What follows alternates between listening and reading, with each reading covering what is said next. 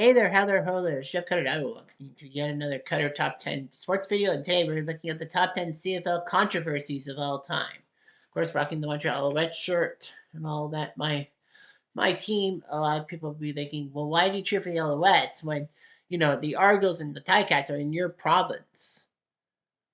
And I'm like, well, I was an Argos fan for a while, and then when Doug Flutie left for the U.S., I felt betrayed. So I practically decided to leave the Argos behind and find another team. I almost went to Calgary, but then I went, what about Montreal? Which is ironic because, I don't cheer for the Habs in the NHL. That's the Leafs' job. Anyhow, we're going to be talking about the top 10 CFL controversies of all time. So here we go. Number 10 is Bottlegate, Eastern Final Style, 2004. So everyone knows about Bottlegate and what happened in Cleveland with the game between the Jags and the Browns because, the whole thing that Cleveland thought they had a first down and then they spiked the ball to make it second down. But then the review officials said that we were going to have to replay that. Well, replay does the review. And worst of all was that it was actually proven that, you know,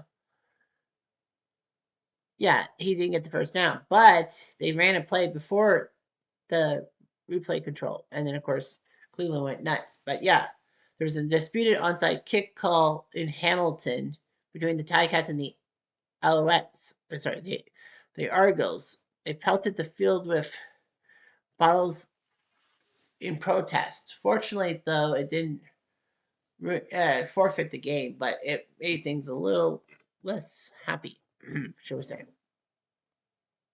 Number 9 is the Command Center and the replay overturns of 2018. 2018 was when the Command Center, the thing that took a look at some plays and all that. There would be frequent and questionable game-changing decisions by the Video Command Center. The fans were not too happy with everything about transparency and consistency, and practically it made the game look very terrible. Number 8 is the 2014 CFL expansion draft for the Ottawa Red Blacks. Ottawa and the CFL kind of went hand in hand for a while until it wasn't.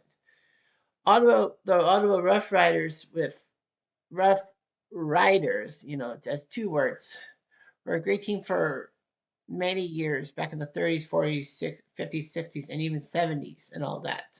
But they fell on hard times in the 80s, and by 1996, they were gone. They were dispersed. No question about it. So that's when the CFL got to be an 8-team league instead of a 9-team league. Ottawa came back in 2002 with the Ottawa Renegades. 3 years later, that franchise folded, and then in 2014, the Red Blacks came back to give Ottawa a CFL team and all that. Unfortunately, though, people were upset because the expansion draft rules actually led to league favoritism and competitive imbalance. It's kind of akin to Vegas in the NHL, like getting all these prime players, whereas people like the Sharks and the Senators, when they were expansion teams, got the pick from the rent size of the litter. But yeah, the Red Blacks, well, it worked out because in their third season in 2016, they did get to the Grey Cup and won the Grey Cup. So a lot of people thought that there was some bias and all that. It's, of course, it could be biased because you realize your mistakes and then you say, next time we won't do that. Number 7 is illegal participation in the Eastern Final. So anyhow, Hamilton would play Toronto for a trip to the Grey Cup and all that. Unfortunately, though, Toronto was called for illegal participation. I think that a offensive lineman touched the ball or something when he was not supposed to. I don't know what it was exactly, but the fact is that it ruined the Argos and the Grey Cup. I believe that was the Grey Cup in which Hamilton. No, that was the one when they got butt whipped by Saskatchewan. Yeah, in Sasky. Number 6 is an eligibility crisis in 1972. Chuck Ely, who played for Toledo in the 1969 season, the most magical Toledo season in college football history, like for them. Chuck Ely tried to go north of the border to play for Hamilton and all that because NFL wasn't calling, so he went to the CFL. Unfortunately, because of his American background, they didn't like it. There were discussions about import player rules and the league's Canadian identity. So a lot of people thought that Americans were going to just take Canadians' jobs. They took our jobs. Can't do it like that, but anyway. But anyway, it didn't matter in the end. As you know, Chuck Ely did get to the CFL. He did lead Hamilton to the Grey Cup that year, but there were still questions about things. Number 5 is a massive hit on Zach Collaros' QB in 2019. Collaros was playing for Winnipeg when Simone Lawrence of the Hamilton Ticats delivered a headshot. Collaros basically got a concussion, and the CFL were forced to put up things about player safety, suspensions, and concussion protocols. Like they had to acknowledge it. It's kind of like the NFL. Remember that Will Smith movie about concussions and all that? But yeah, the CFL had to have changes to their stuff and all that. Number 4 is the Fog Bowl 1962. So, anyhow, the Grey Cup would be played in Toronto at CNE Stadium between the Winnipeg Blue Bombers and the Hamilton Ticats. Hamilton and Winnipeg were almost a common sight because it was like, what, the third time in 5 years those two franchises would face each other in the Grey Cup? You know, Canada's answer to the Super Bowl. Anyhow, it was a tight game. It was 28-27 for Winnipeg at one point. Unfortunately, though, in the second quarter, the fog lifted it and made things terrible. Of course, the fog was off Lake Ontario because CNE Stadium, as it was known at the time, was close to Lake Ontario. It was called the Mistake by the Lake before Cleveland had their Mistake by the Lake. The fact of the matter is that it enveloped the field and all that. The TV cameras for CBC and even for ABC, well, they were actually doing it for Wide World of Sports. Jim McKay was there doing the game, but it was terrible and all that. Once the score hit 20-27, the last 7 minutes would be replayed the next day. They decided to postpone the game and then the next day have the final 7 minutes be broadcast and all that. Unfortunately, though, no scoring happened, even though that the fog had lifted. There was a clear skies. It was like weird. But yeah, Winnipeg won the Grey Cup that year. And CFL had a Grey Cup, a fog bowl moment before the NFL did. So that's good. Number 3 is the ill-fated American expansion experiment.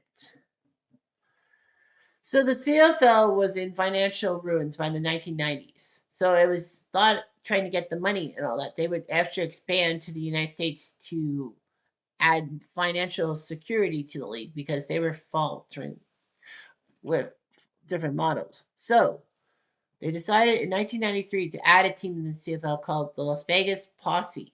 No, sorry, the Sacramento Gold Miners. So they would put a team in Sacramento. They didn't really have much of a pro sports following except for the Sacramento Kings in the NBA, but still, it kind of worked and all that. It was an anomaly to see the CFL in the United States. And then in 94, they tried to luck with adding a few more teams, including Baltimore, who actually were getting over losing their NFL team 10 years prior to Indianapolis. So Baltimore got a team, Memphis, Shreveport, Las Vegas. Of course, that was when that lounge singer Casey Parks mangled the Canadian national anthem terribly and sang like "Oh Christmas Tree." Fortunately, though, the CFL was forgiving and he did it in Hamilton the next week. Perfectly. Nevertheless, yeah, it was just terrible. There were some rule changes. There was travel problems because obviously the teams would have to travel to the States and back, and that adds more mileage and the integrity of the Canadian game and all that. I don't blame them for trying to do it for financial reasons to keep it stable, but still, it didn't make sense. By 95, the CFL said, screw it, we're done, and killed off the American expansion. Although there was one team that kind of survived, quote unquote. The Baltimore Stallions were the Grey Cup champions and all that. So, what are you going to do with Baltimore? Are you going to keep them in because they won the Grey Cup? No, you do the next best thing. You put them in a Canadian city.